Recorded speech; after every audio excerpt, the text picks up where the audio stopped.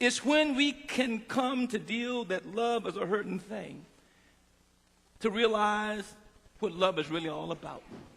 When you can deal with the disappointments and the heartaches and the vicissitudes that come along with love, then you will know that love is more than a heart-shaped card on Valentine's Day. It's more than a dinner you're going to take her out here today to enjoy. But love is walking the floor with you all night long when she got to go to work the next morning because you got a fever that won't break. Love is going to school to sit down and talk to your teachers and your counselor when you know that he's telling the truth about you, but you told a lie about them. Love is taking their money that they work for and buying you tennis shoes that you claim you don't want, so that you can have shoes on your feet. Love is working all day long for 8 hours, sometimes 10 hours, and coming home and not even taking a nap before she goes to the stove in the kitchen to cook you a meal so you can eat, but you complain that you don't like it. Love is what washes your clothes and irons your clothes for you and folds up your clothes and puts them in your drawer, and you talk about it ain't the right name brand. Yes, love can be a hurting thing. You see, one day 5 prisoners were sitting in the library. And as they sat there, they opened the magazine and they started passing the magazine around one to the other.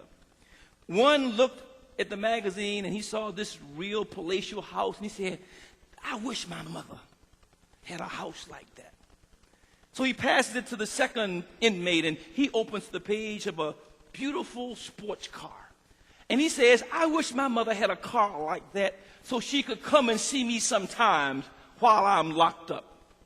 And then they passed the magazine to a third prisoner, and his name was Bill. And Bill, looking down at the page, and tears began to cascade down his face and to stain the page, and he gets a lump in his throat, and he finally begins to speak, and he said, I wish my mom had this. And they said, what are you talking about? And there was the picture of a little boy hugging his mother. And he said, I wish my mama had a good son. You see, we honor our mothers when we are good. When you're a good son and a good daughter, you honor your mother and you honor the God that gave you the mother. Our mothers did not teach us what they've taught us so that we can just be a knucklehead.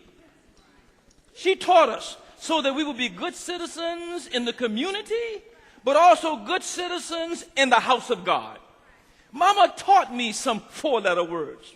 And she taught me how to be judgmental. And she taught me that love can be a hurting thing. But you know, the most important thing she taught me was about a man named Jesus.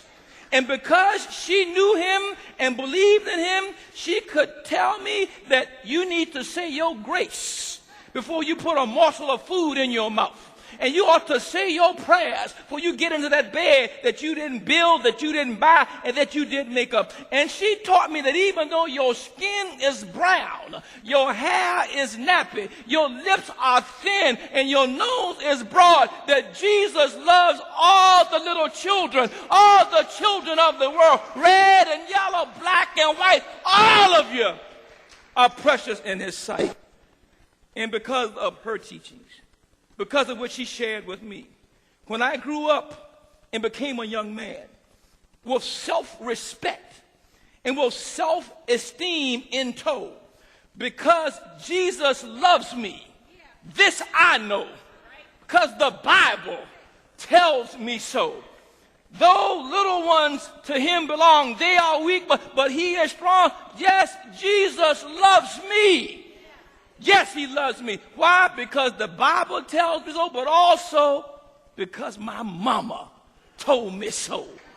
And because she told me that Jesus loves me, I know that I can't be the guttermost. I got to be the uttermost. Because I know that Jesus loves me. When other folks try to put me down, I've got somebody I know who will pick me up. Because I know that Jesus loves me.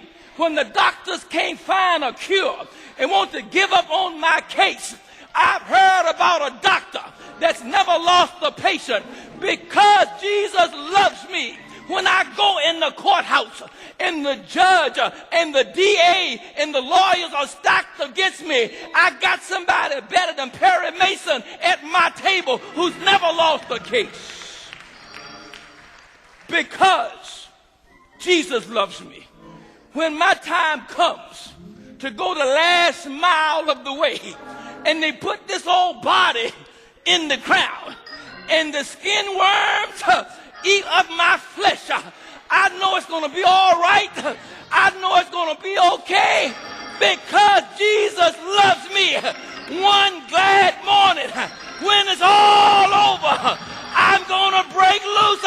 I'm going to fly away to see him for myself, face to face. Why?